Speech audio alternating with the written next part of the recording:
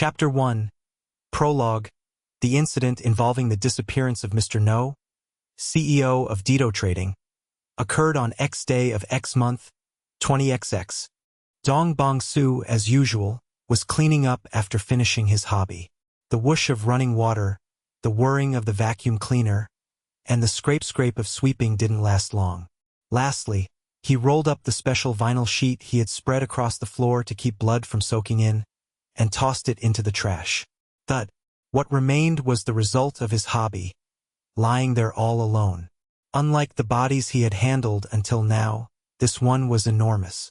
Even so, Dong Bong-soo effortlessly hoisted it onto his back and headed for the freezer. Creak. With an unpleasant noise, the large hinged door opened. He went to the corner of the freezer and neatly arranged the still-warm corpse. Inside, the earlier veterans were already lined up, leaning against the wall. Of course, though this one was a freshly arrived rookie for now, before long it too would become a veteran. The police are continuing to track down Mr. No's whereabouts, while also investigating the company funds he embezzled. The news playing from his smartphone was about the fat man who had just become a new member of the freezer. Why had Mr. No been targeted? There was nothing special about it. Simply because this fat man was a carnivore. Most humans are herbivores. Even when their territory is invaded, they laugh it off. Even when subjected to violence, if the other party is stronger, they endure it and move on. Endurance is their everyday state. But carnivores actively hunt. They attack, kill, and devour their prey. When another competitor challenges them, they bite and tear until the opponent's throat is crushed, just like lions or tigers that stand atop the living pyramid. Dong Bong-soo enjoyed killing those carnivores. As an apex predator himself, it was his sole reason for living, and his hobby. During the investigation, police discovered more than a dozen people bound with chains in the basement of Mr. No's home. All of them were women, and at the time of discovery, their tongues had been cut out, rendering them unable to speak. The National Forensic Service confirmed that they were all girls who had gone missing several years ago. Rattle bang. With the freezer's steel door closing, the cleanup was complete. Still listening to the news streaming from his smartphone, Dong Bong-soo leisurely exited the storage room. Next news. Claims have been raised that a recently developed virtual reality game has led to an increase in murder cases, drawing the attention of the academic community. As was typical of the news, once the report about the recently killed fat rookie, Mr. No, ended, a new story immediately followed. Tap. Dong Bong-soo's steps halted on the stairs. The interview was being passed from the anchor to a reporter, and then from the reporter to an expert. Murim Online must immediately suspend its service or be patched so that its excessive synchronization with reality becomes impossible.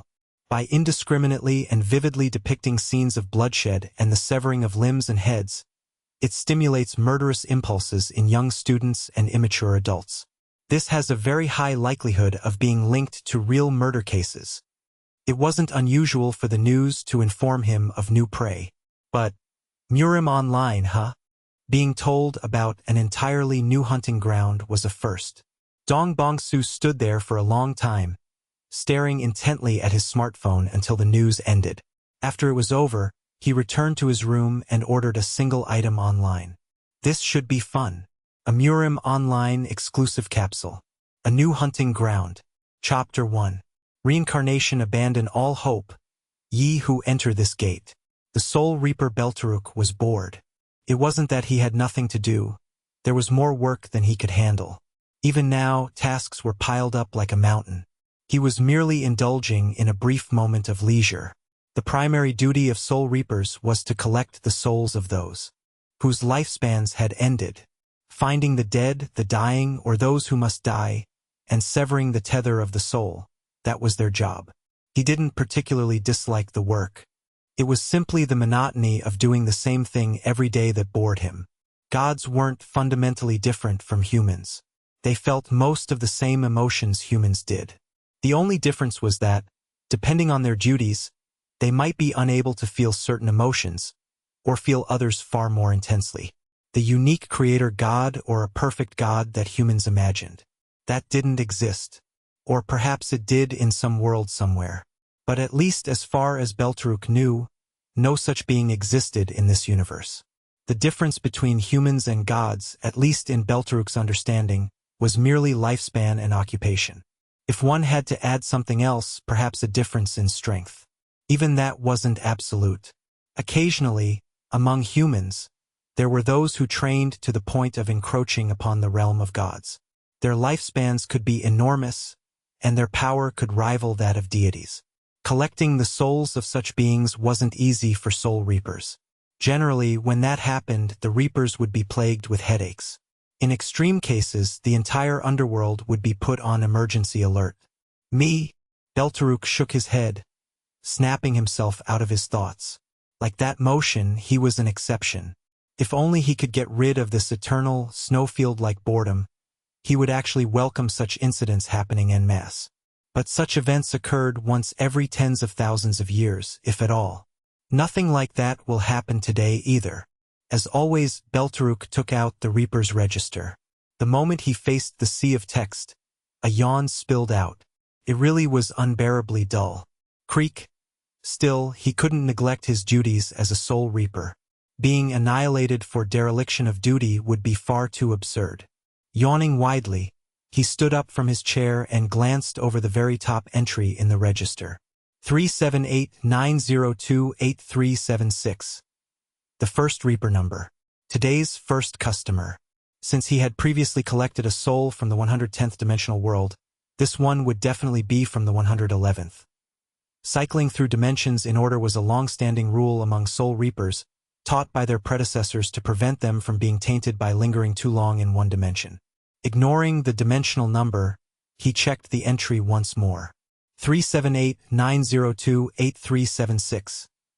Belturuk stored the register in a divine subspace and pulled out his Reaper-exclusive terminal.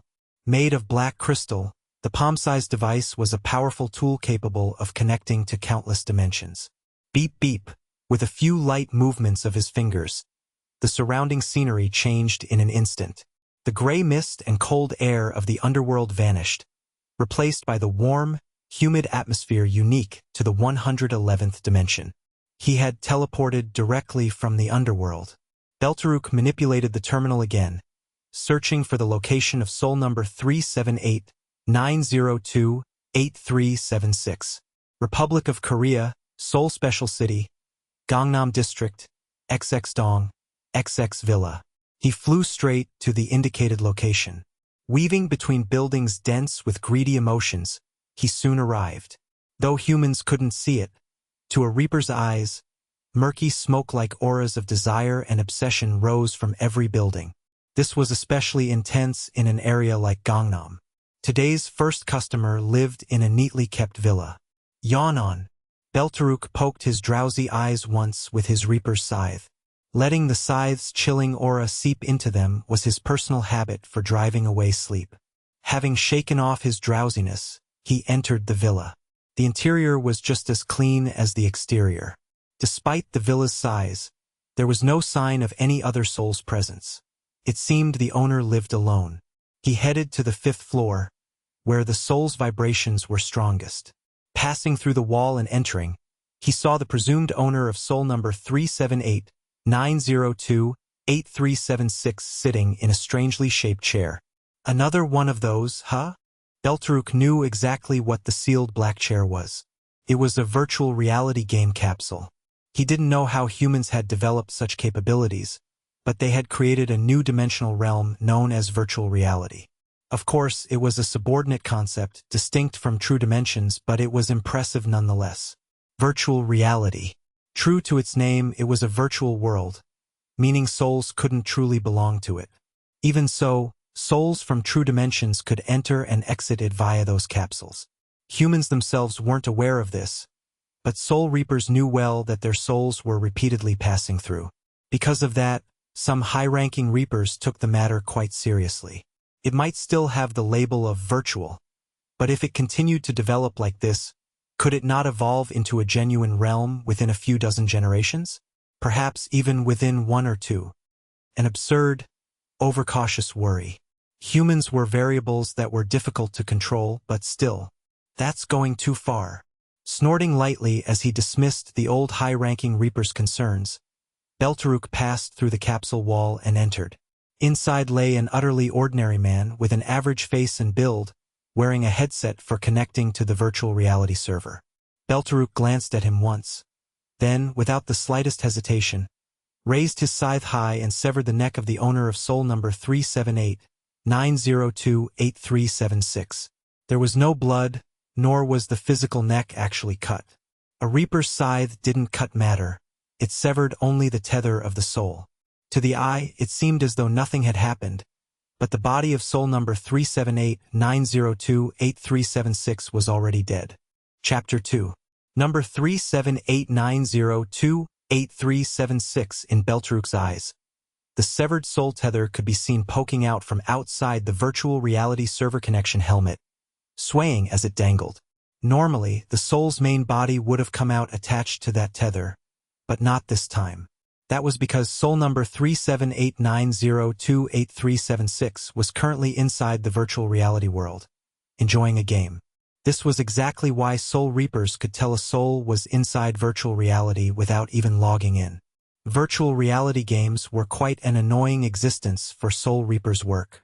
If someone died, they should be able to come out quickly so they could be taken away right then and there. But humans who died while still connected like that continued rampaging around inside the server, not even realizing they were dead. Like bugs with heads, thrashing for hours even though they had no consciousness. In cases like this, Soul Reapers had no choice but to wait until the soul they were supposed to take to the underworld logged out. Of course, a weirdo Soul Reaper like Beltaruk didn't have much complaint about it, because what he had in excess was time that was all connected to the terrible thing called boredom. Beltaruk found this virtual reality business a bit of a nuisance, but in some ways he was actually grateful for it, because it let him kill, even if only a little, the dull and endlessly long time he'd been given. K. Beltaruk, who had tucked his Reaper's scythe back into his chest, swept his gaze through the room. This was him examining what kind of human the soul of number 378-902-8376 had been while waiting for it to come out. He wasn't doing it out of interest in soul number 378-902-8376. It was just a habit he'd picked up over an immeasurably long time, like a reflex. It had no meaning. The room clearly showed the personality of the owner of soul number 378-902-8376. A sparse set of basic furniture and electronics. A desk and a bookshelf placed on top of it. A few books stuck into it and a bed. Also a small trash can beside it, and finally the virtual reality capsule where the body of soul number 378-902-8376 lay. Everything was so clean it looked newly bought, without a speck of dust. Clean freak. Soul number 378-902-8376 seemed like a perfectionist who didn't allow even the tiniest dust mote in their space. Beltaruk had seen plenty of people like that, but a case this severe was rare. Obsessive-compulsive cleanliness? Or else. Beltaruk's piercing vision went past the room and stabbed into the living room and even the bathroom. Just like this room, it was hard to find even a single speck of dust. But that wasn't what Beltaruk had been expecting. Sniff, sniff. What stimulated his senses wasn't his eyes, but his nose. From somewhere, he caught a familiar yet peculiar smell. Acrid, yet a unique fragrance that pleased the noses of Soul Reapers, blood, and the stench of rotting corpses. It was so faint that even a Soul Reaper like him could barely notice it. Only now, with his nerves sharpened, could he properly feel it. That was probably why he hadn't sensed it when he first entered the villa. Beltaruk's nostrils flared. He was tracking the source of the smell. It was rising from below. He lowered his head. Even as his naturally downward gaze passed through the floor of the 5th level, the 4th, the 3rd, the 2nd, the 1st, he couldn't find the source. Beltaruk's pitch-black eyes turned white. It was a phenomenon that appeared when he pushed his piercing vision to the limit. Soon, he detected a secret space underground. There were no corpses there either. His field of vision sank further down. Only after passing 3 more such hidden spaces did he finally find the source of the smell. This customer really is a meticulous bastard. Kakik. Beltaruk grumbled low. The reason was that he'd confirmed the owner of soul number 37890288376 was the kind of human who created extra work for soul reapers. He didn't know what the man's job was, but his hobby seemed closely tied to soul reapers' work. In a communal cavity hidden deep underground, the corpses of humans, dozens or hundreds, hard to tell at a glance, were sleeping inside an enormous freezer. Judging by the fact that there were fresh bodies that weren't fully frozen yet, the owner of soul number 37890288376 had clearly enjoyed his hobby just a few days ago, maybe yesterday, maybe even today. This planet called Earth in the 111th dimensional world had always been more brutal than other places. Recently, it has grown a little more distant from soul reapers, but essence doesn't change so easily. Before the academic field humans called science developed this far, scenes like that could be found easily anywhere on this planet. Of course, when war broke out, things even worse than this happened all the time. So to Soul Reaper Beltaruk, this wasn't anything special. The reason he found it interesting lay somewhere completely different. A corpse carries the color of the killer's soul and their killing intent. Even if the corpse is already an empty vessel with its soul gone.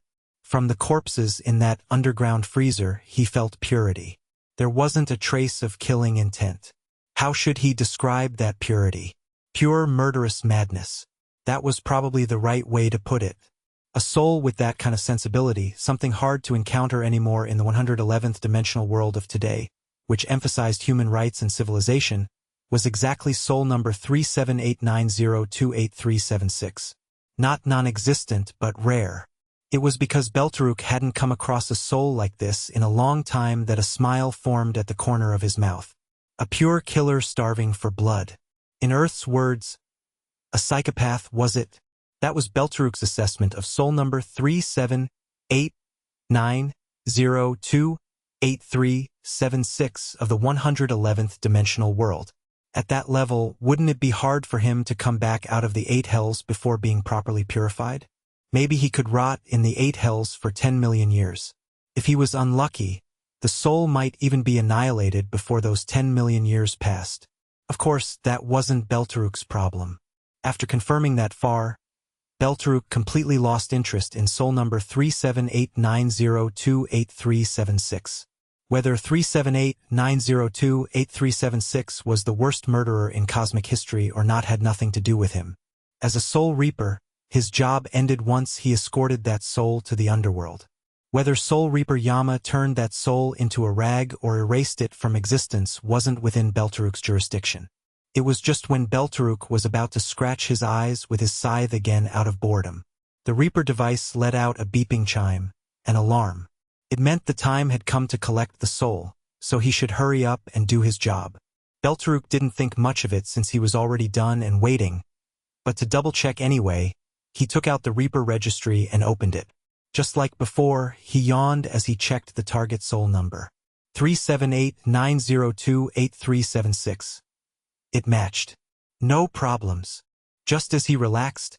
HM? This is? He found the problem. The fatal one. The dimensional world number written under the soul number wasn't 111th, but 112th. This customer wasn't the 37890288376 soul of the 111th dimensional world, but the 37890288376 soul of the 112th dimensional world. Something impossible had happened. It was a simple mistake, but in the world of soul reapers, mistakes were often directly connected to annihilation. If Soul Reaper Yama found out about this, it would be the end. If he was unlucky, the pain of 10 million years in the 8 hells he'd mentioned earlier might not be for that soul, but for him instead. And of course, the outcome would, 9 times out of 10, be annihilation. Beltaruk's mind spun rapidly. He'd performed Reaper duties for tens of millions of years. He'd never made a single mistake. He'd trusted that too much, so today it finally exploded in his face. Because of this one error, I can't lose everything I suffered through for tens of millions of years. Damn it! Damn it! Damn it! Ah!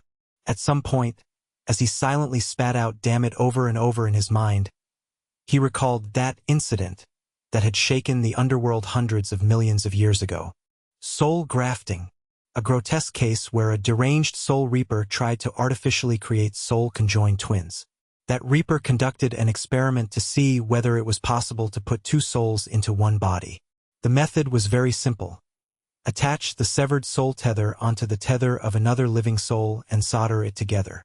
It was an unforgivable sin that blatantly violated the rules of reaper service. Every action a soul reaper took was tied to the order of the dimensional worlds. And he'd done that to a soul that was supposed to be alive, so the ending was obvious. In the end, the reaper was discovered and annihilated. Whether the experiment succeeded or failed, and what happened to the dimensional worlds because of it, was never revealed. Soul Reaper Yama had imposed a gag order on everyone involved. One thing, though, among Soul Reapers, the belief that it was probably possible had carried weight, enough that there were still Soul Reapers who told the story whenever they were bored. So then, would it work? What if he tried it right now? What would happen? He saw the soul tether dangling outside the virtual reality capsule. There was still time. 378-902-8376 still hadn't logged out. If, in this situation, that soul logged out, Beltaruk would be annihilated. But if he attempted soul grafting, he might gain a chance to cover up his mistake.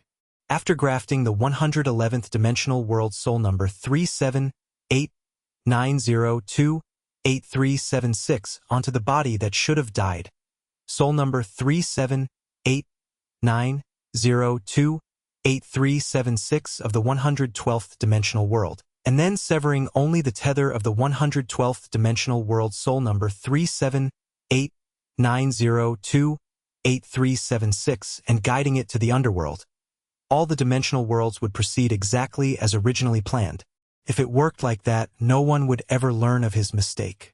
Even if a soul from the 111th dimensional world ended up going to the 112th dimensional world, the total quantity of souls in the underworld would be preserved. With that, Beltaruk could at least breathe easier. It didn't take long to decide. Beltaruk grabbed the tip of the tether of the 111th dimensional world's soul number 378-902-8376. Then, without even a moment of hesitation, he pulled out the Reaper device. Beep beep. On the device, the Reaper number 112 lit up. With a light vibration, Beltaruk vanished from the spot. It was the moment soul grafting was realized for the first time in hundreds of millions of years. Chapter 3. Horse Stable Hireling Sosum Hireling.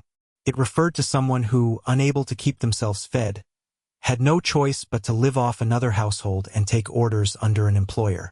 Simply put, a hired hand. A hireling and an employer were bound by contract, but most contracts were either useless or became the start of a shackle instead. That was because the contract wasn't managed by the iddies. It was managed by the employer. The employer could tear up the contract and write a new one whenever it suited them. In particular, hirelings who belonged to Murim sects were closer to slaves than servants.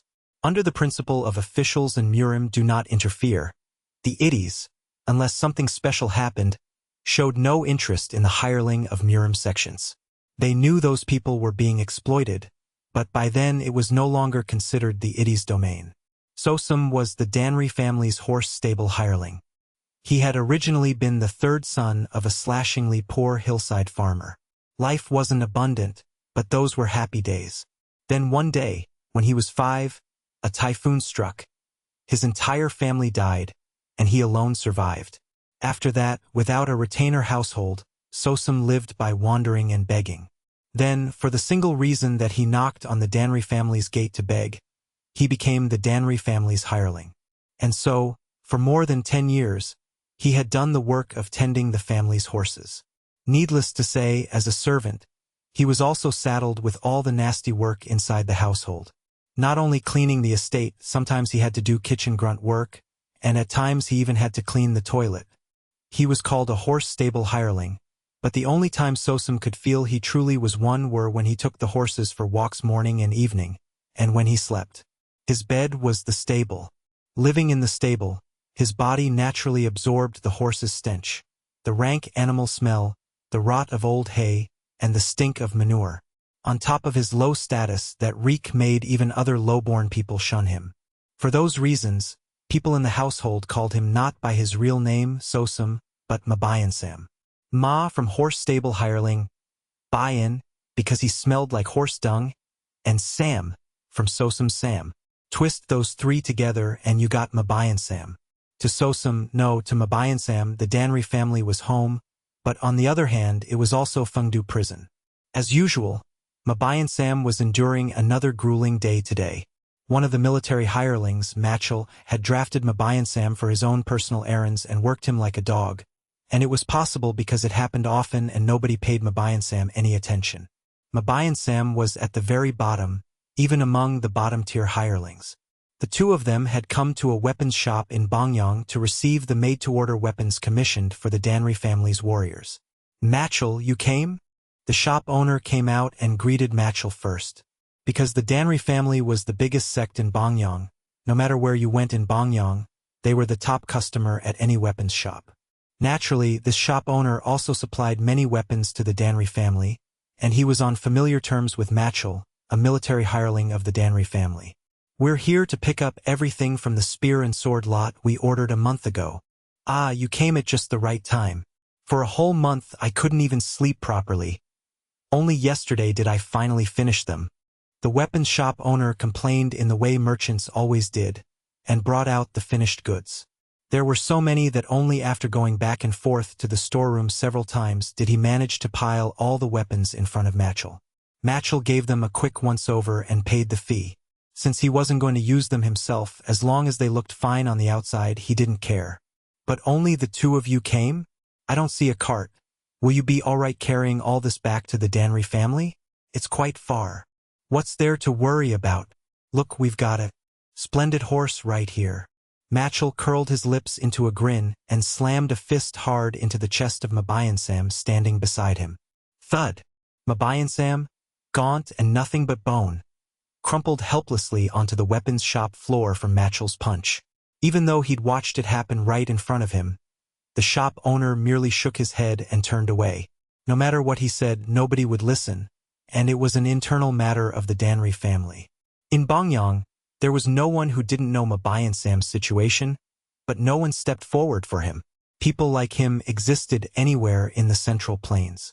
Hey Mabayansam, what are you doing? Get up right now and start moving the weapons. Unless you want to die like that. Without a single groan, Mabayansam got up and shouldered as many weapons as he could carry. At this rate, he would probably spend the whole day just hauling these into the household. I've got business at the Bongyang Inn, so I'll be there. When you're done moving everything, come there. Got it. Mabayansam only nodded without answering. His nutrition was so poor that even speaking was something he tried to conserve in its own way. But not answering wasn't a good survival tactic. Thwack!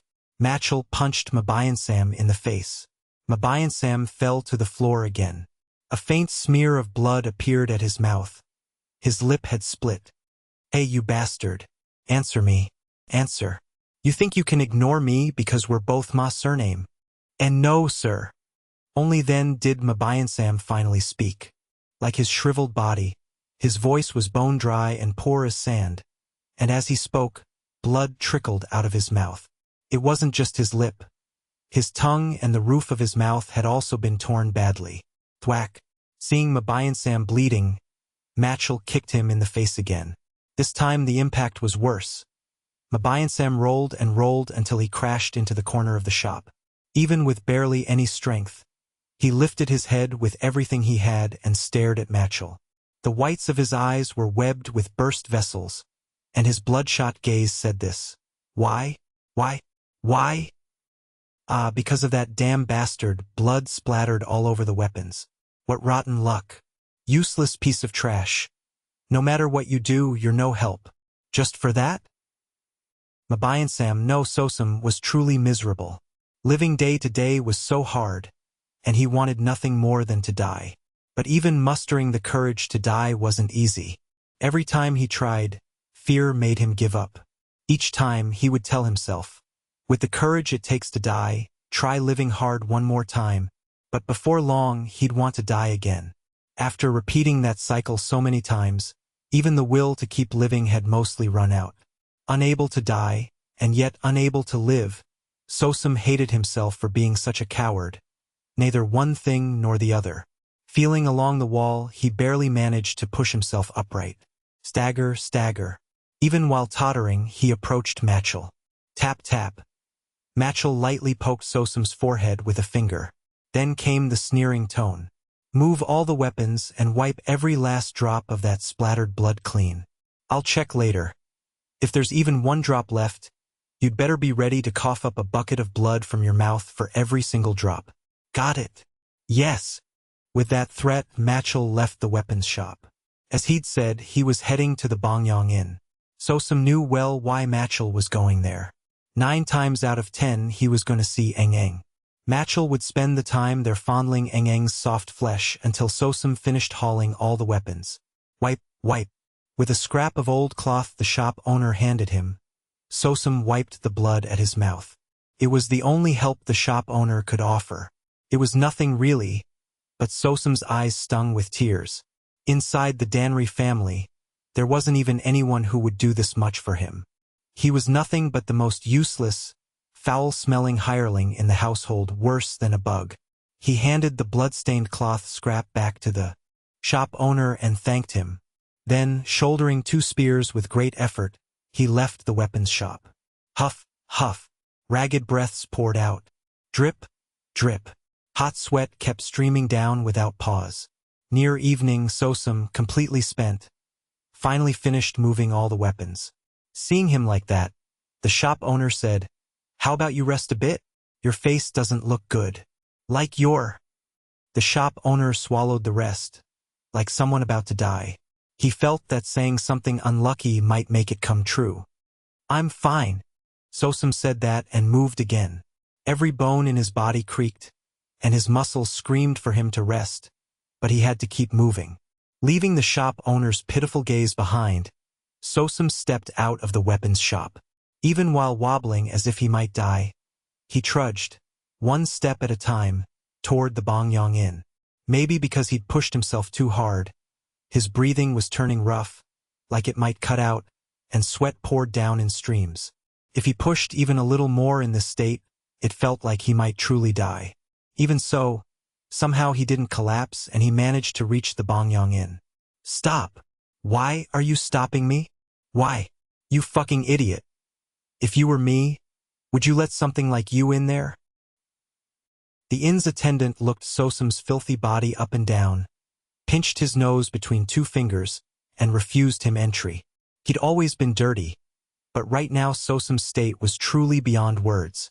The blood he'd spilled from Machel's beating earlier and the sweat from hauling weapons had mixed with grime and sweat-stain runoff until he looked like a complete vagrant.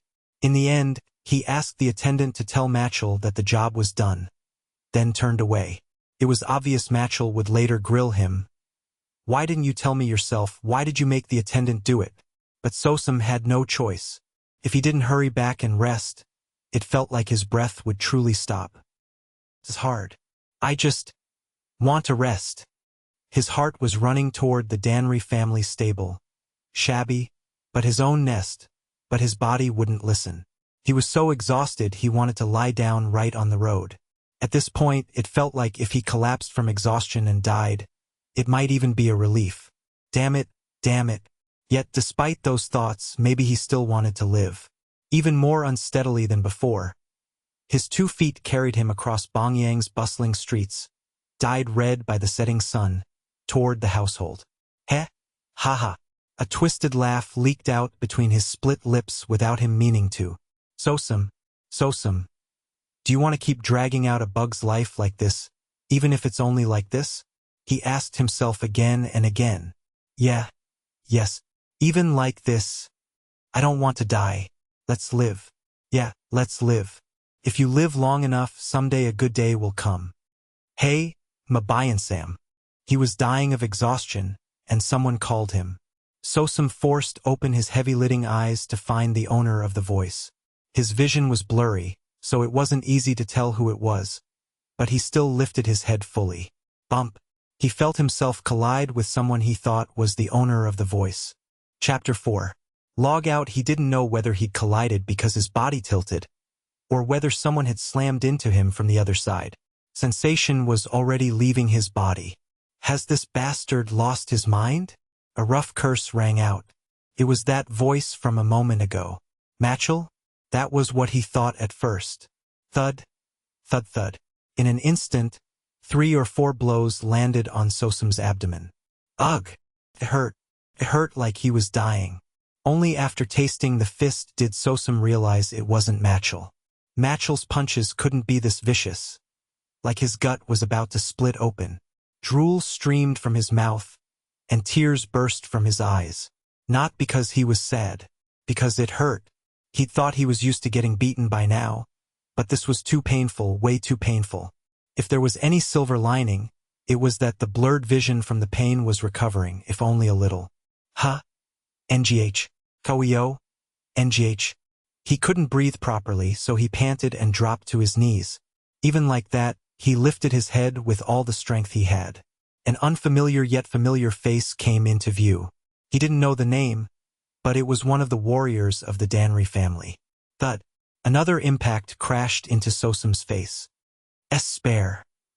A kick infused with internal energy struck him, and Sosum couldn't even finish the words, "Spare me." Why? Why? Why? Why the hell are you doing this? What did I do wrong? Am I not even allowed to live like a bug, holding my breath and keeping my head down? But the answer in his head was painfully clear. This situation was the answer, and Murim was originally that kind of place. It wasn't a world gentle enough for a bottom-feeding herbivorous insect like him to survive. What the hell is this bastard babbling about? Speak clearly, you horse shit trash. With the curse came endless kicks. And yet Sosum couldn't feel any pain anymore. He was dying. He even realized he had 1 foot halfway into the underworld. It was unfair.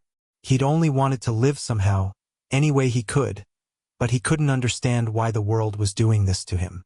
He wanted to kill Matchel, the one who'd provided the spark that led to all this. He wanted to kill the warrior bastard stomping on him right now. He wanted to kill every single person from the Danri family who had ignored him, looked down on him, and toyed with him. He wanted to kill them all. He wanted to smash the world to pieces. But the words that came out of his mouth were different. S.P.R. Me. What spilled from his mouth could only be that, after all. Thud. Those were the last words he spoke in this world. Even though it was a hellish world, he wanted to survive to the very end. And so Sosum, the owner of soul number 378-902-8376 in the 112th dimensional world, brought his wretched life to an end. And thunk. With a soulless scream, the neighborhood thug elite died. Dong Bong-su's spear didn't stop there. Every time he swung it once, a neighborhood thug, whether elite or normal, fell and lay on the ground. Of course, no matter how many he killed, the number of neighborhood thugs didn't decrease.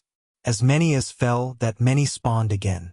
Not only him, but other people here were also slaughtering the neighborhood thugs indiscriminately, yet the neighborhood thugs were regenerating infinitely. And that wasn't all. He'd been using his body for so long, yet he wasn't even getting tired. He hadn't even been logged in for that long. But Dong Bong-su had already lost interest in Murim Online. Is this really the kind of game that people claim has increased murders as a side effect? Completely below expectations. I thought I'd found a new hunting ground. This wasn't a hunting ground. It was a playground. The blood the neighborhood thugs spilled was only similar to real blood in color. It didn't have the same heat and moises as real blood, nor that unique, stimulating stickiness. He couldn't feel anything at all. There was no heavy hand feel on his hands. None of it. Players who got counterattacked by the neighborhood thugs and died even had smiles on their faces. Dying wasn't truly dying. Killing wasn't truly killing. In this place, killing and being killed was nothing more than a prank, not slaughter. More than anything, what dulled Dong Bong-su's interest was the fact that there wasn't a single carnivore here. The animals here were either toys or else herbivorous insects. He hadn't placed huge expectations on this virtual reality game called Murim from the very start. No matter how similar they made it to reality, how could it possibly have the same hand feel as reality? Even so, This was far below what he'd expected. Even if it wasn't a hobby, he'd thought it might at least be like a fishing spot where he could occasionally feel that hand feel. But this wasn't it. After crushing the head of yet another neighborhood thug charging at him, Dong Bong-soo reached a conclusion. This can't become a hobby at all. Of course, his level was still low, and he didn't know anything about the rules of the game yet. But even if he kept leveling up, would the texture of blood really change, and would carnivores that don't exist now suddenly appear here? A fake was only a fake. Couldn't become real. Dong Bong-soo turned away without hesitation. Back to reality, overflowing with real prey. Log out. Dong Bong-soo's low, precise voice. At the same time, his game character vanished from the virtual reality game Murim, and Dong Bong-soo's consciousness also shut off. In Korea. No, on Earth. No, within the dimensional world that Earth belonged to. That moment. It was the exact moment Beltaruk's soul grafting succeeded. And so Dong Bong-soo, the owner of soul number 378-902-8376 in the 111th dimensional world, logged in to the 112th dimensional world. The instant he regained consciousness, Dong Bong-soo felt extreme pain in his chest. It was so painful he could barely breathe. Not only that, every bone in his body felt like it had shattered, leaving him limp, and his muscles were screaming like they were about to die. Even his eyes were swollen, barely able to open. What is this? Did the police finally catch me? Dong Bong-soo thought his past deeds had finally been caught in the net. 332 murders. He'd thought it was perfect, but maybe it hadn't been perfect after all. A light chuckle escaped. Yeah, it really was a dangerous hobby. He'd thought it would end someday, but it ended like this. He didn't regret it that much. As long as he didn't die, he could do this hobby anywhere. Isn't the Republic of Korea basically a country without the death penalty? Unless they made some special law because of him, even if they demanded a death sentence for a murderer, it wouldn't actually be carried out. A human rights nation, South Korea was the best hunting ground for a predator like Dong Bong-soo. But even setting all that aside, something was off. Just as he'd thought, South Korea was a country where human rights were guaranteed. No matter how many as 332 people someone had murdered, they couldn't torture or beat a criminal recklessly without a trial. Even if they secretly assaulted him to get information, they wouldn't do it this severely. Judging from the sensations in his body, the injuries he had would take at least several months of lying completely still just to maybe recover. If things had gone slightly wrong, he might have died. Not for interrogation, and they beat an unconscious suspect to this extent. If all of Dong Bong-soo's charges weren't proven, this would become enormous pressure on the police. If the media and human rights zealots raised a stink, the ones getting a headache would be the police. From Dong Bong-soo's perspective, it would have been welcome. But unless the police were idiots, there was no way they'd handle things like this. Isn't this far too strange? Thinking that far, Dong Bong-soo forced his eyes open. A stabbing pain shot through his swollen eyes. They were so swollen that he could only see about 1/5 of what he normally could. Everything around him was a dead angle. Well, he could confirm was a very limited part of the surroundings. Still, faint moonlight seeped in from somewhere, telling him it was evening. The light was blinding, but the fact itself suggested several things to Dong Bong-soo. Moonlight. Naturally, this wasn't his room, because there was a window. Every light in his room came from lamps. Dong Bong-soo slowly examined the environment where he was lying. Clattering, creaking neck. It restricted his already limited movement even further. Still, he endured the pain and, using his neck as little as possible, rolled his eyes to look around. Because he could only squint, they weren't doing their job properly. But it was enough. The first thing that caught his eye was a set of fairly large animals with long faces. He'd never seen them in person, but he'd seen them countless times on TV. A stable. They were horses. A stifling stench of horse manure and the animal's own rank odor filled the air. Even if someone secretly brought horses into his room, that smell wouldn't soak in within a day or two. This place had originally been a stable, and it was reasonable to assume he'd been moved here. His eyes swept faster across the scene, and his brain began to writhe. Thrown into an unpredictable situation, his predator's instincts and intuition were being unleashed without restraint. And then, something incredibly strange, grotesque came into Dong Bong-su's sight. This is? Some translucent letters overlapped the horse's face. He turned his head. The horse's face stayed where it was, but the letters followed his gaze. After repeating that a few times, Dong Bong-su realized the letters were always within his field of view, right in the center. And he also realized they weren't the flat, two-dimensional look you'd normally see. They had a three-dimensional, solid form. A hologram window? He'd seen something like that just recently. The virtual reality game, Murim Online. When he first connected, the welcome message had floated in front of his eyes in that exact form for a long time. Welcome to Murim Online, the world of true strong ones. Chapter 5. Conception. Could it be that I still hadn't logged out? That question flashed through my mind, but it vanished far faster than it had appeared. This agonizing pain surging through my whole body? It was a vividness I could never feel inside a game. If sensations like this could be implemented in-game, Dong Bong-su would never have logged out in the first place. He'd probably still be hunting even now. He forced his eyes to focus harder to check the hologram letters. With that, the swollen corner of his eye split and blood trickled down. Still, only the pain increased. His vision didn't improve at all. Then, if my eyesight won't cooperate, I just need to increase the light. Dong Bong-su turned his gaze toward the window where moonlight poured in. A brilliant full moon came into view and lit his eyes, and the contents of the translucent hologram window stamped a decisive period on this unreal situation. The device has malfunctioned abnormally, causing logout to fail. Would you like to attempt disconnection once more? Yes or no, a device error. Dong Bong-su was puzzled.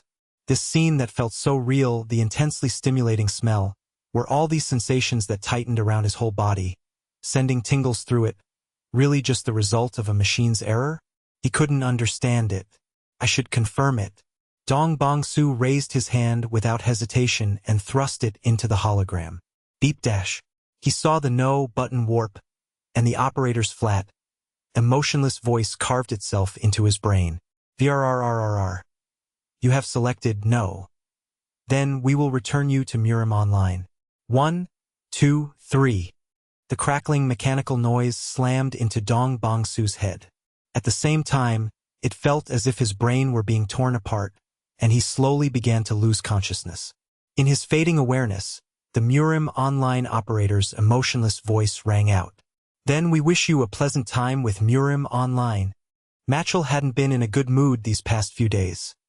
More precisely, for the last 2 weeks. In crude terms, it was enough to make him go crazy and start jumping off the walls. He was already busy enough with armory drudge work, and on top of that he'd been saddled with an annoying chore, so how could he not be? Even now, he was carrying Sosum's breakfast porridge to the stables. Ah, in this big Danri family, am I the only one who can clean up that bastard's shit? Why do I always have to do this fucking dog's hit work? 2 weeks ago, on the day Sosum went with him to the weapon shop to pick up equipment, Sosum made a mistake and got seriously injured. Once the job was done, he should have just gone home like a good boy. But no, he wandered around the busy streets in the evening and ended up getting into trouble. According to something Matchell heard from one of the bystanders back then, Sosum suddenly blocked the path of Peng Duryang.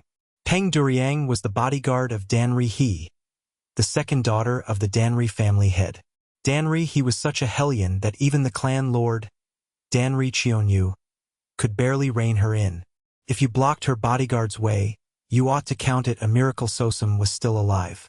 While Sosum was getting beaten to a pulp by Peng Duryang, Matchell was at Bongyang Inn, getting an eyeful, no, a mouthful, of that buzzing bitch's naked flesh. He'd vented his pent-up lust and, feeling satisfied, was returning to the clan when he found Sosum collapsed in a pool of blood. He slung him over his back and carried him back. When he first dumped him in the stable, Matchell thought Sosum was dead. In a moment of panic, Matchell had simply left him there and walked out. But when he went to the stable the next day, Sosum was awake. That's when Matchell thought, this bastard's really stubborn, disgustingly so, to come back to his senses in just 1 day in that state. But for Machel, that turned out to be bad news. If that little shit Mabayansam had just died, it would have been way better. Fuck. Because Sosum was clinging to that pathetic life, Machel was stuck taking over his work until the guy fully recovered. It only took a few days to find a new horse stable hireling. But looking at the state Sosum was in now, it seemed like it would take at least another month before he'd recover. Worse, that incident had turned Sosum into an idiot. Not only could he not speak, his memory didn't seem intact either. When he woke up sometimes and Machel tried talking to him, Sosum didn't recognize him at all and said nothing. Machel checked, thinking maybe something was wrong with his tongue. But there was nothing abnormal. Maybe the shock had given him aphasia. Maybe even if he healed up, he'd still be useless. Damn it! For me, Lord Machel, to have to wipe the ass of some brain-dead runt. Today again, every task Sosum was supposed to do belonged to Machel. And on top of that, the clan had dumped the whole business of treating Sosum on him too. Stable work is brutal. Machel knew that better than anyone. Until Sosum came here more than 10 years ago, Machel himself had been the horse stable hireling. Walking the horses, cleaning up horse shit, tidying the stable, those were nothing. The hardest job was, from time to time, having to accompany the Danry family people on outings as a horse attendant. A horse attendant was, in common slang, a human footstool. In other words, when the Danry family people mounted their horses, you had to crouch beneath them and serve as the step. It was a truly irritating, infuriating chore. If you got someone decent, fine. But if you went out as the horse attendant of a human piece of trash like Danry, if you made one mistake that day, your head might roll. He hadn't been forced to go out as a horse attendant yet, but who knew when he'd be summoned? So even if he hated it, Machel had no choice but to serve Sosum diligently until he recovered. While Machel grumbled for all these reasons, he arrived at the stables on the far eastern edge of the estate. As he reached for the door, a thought suddenly crossed his mind. Should I just kill that bastard? Whether Sosum lived or died, no one in the clan would care. If a new horse stable hireling were brought in quickly, it would be far more beneficial to Machel too. Wouldn't that be the best way to escape this suffering? Machel's reptilian eyes fixed on the stable door, flashing red for an instant before calming down. Forget it. Forget it. Killing someone was easy. Once, when a begging little bastard kept grabbing at his ankle, he'd stomped him to death. So what? The problem was that the risk was too high. If he got caught by even one of the clan's warriors, his own neck could end up severed. Lucky bastard. Mabayansam, you fucking shit. In the end, he decided to endure about a month of discomfort. Killing a guy like Sosum was easier than snapping an ant's waist. He could do it any time later. Creak. When he stepped into the stable, Sosum was sleeping as usual. Wrapped tightly around the chest with filthy twisted rope. He lay there comfortably, resting. The sight made Machel's temper flare again. Here Machel was suffering because of him, and that bastard was sprawled out, sleeping so peacefully. Ugh, you moron. Wouldn't it have been better if you just died then? Why are you alive for no reason, making things this annoying? Ugh. Machel tossed the porridge bowl onto Sosum's chest. The bowl wobbled, and the hot porridge spilled. The dirty rope binding Sosum's chest became even filthier. Whether it did or not, Machel figured he'd done his part and walked right back out of the stable. Even though the hot porridge seeped between the ropes and must have burned the wounds beneath, Sosum didn't wake up until Machel left. Was he asleep so deeply he couldn't feel pain? No. Sosum, no, Dongbongsu was already awake. The moment Machel left, he quietly raised his upper body. Because of that guy, my recovery keeps getting delayed. The filthy rope was rubbing against the wounds and making them fester. It was an infection. Like this, the wounds wouldn't close quickly. That's why, whenever he loosened the rope, Machel would come and wrap it back around his chest again. So Dongbongsu would tie the rope around his chest before Machel arrived, then loosen it again after Machel left. And it wasn't just that. Machel, in every way, was not a helpful human being to Dongbongsu. Even just now, he'd made hot porridge spill onto wounds that hadn't fully healed, which would slow the healing even more. Has it been 2 weeks as of today? It had already been 2 weeks since Dongbongsu woke up here. During that time, he gathered information about this place. He still couldn't fully understand Chinese, and since Machel was his only source, he couldn't know everything precisely. The first thing he learned was that he had become someone else, and that name was Sosam or Mabayansam. Not because he understood the language, but because Machel kept calling him that. Second, though the people here used Chinese and Chinese characters, he realized this place wasn't China. Martial arts. Techniques that were only possible in imagination, in movies, in novels. Over the last 2 weeks, Dong Bongsu Weist martial arts breathing, living vividly real in this world. Every morning he would wake to the thunderous sounds of warriors doing something at the training ground far beyond the stables. At first he didn't know what it was, but later he peeked through a hole in the door and was shocked. He was a man whose emotions rarely wavered. Even so, what stunned Dong Bongsu was the martial arts of this world. People flying through the air, moving so fast your eyes could barely track them, swords and sabers cutting with disciplined precision, like a live-action version of Murim Online. If so, then those techniques too must be martial arts. Lastly, he learned that he hadn't been able to log out completely. No, more precisely, he had logged out, but certain parts of the game system were still being applied. Even now, far off in his field of view, tiny letters floated. Murim Online. No Murim. Real Murim. Hey. A world where martial arts truly exist, and I can't escape it? Dong Bongsu laughed from the bottom of his heart for the first time in his life. In his head, irrepressible laughter burst out without pause, because it felt so good. The ultimate hunting ground he'd always dreamed of, maybe even a battlefield, and he had suddenly crash-landed into it. Murim.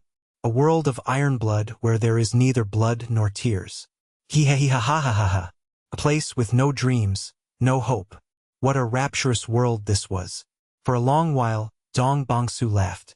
Inside, so no one would ever know. And so, without anyone in the Central Plains realizing it, an unprecedented demon was being conceived in a shabby stable.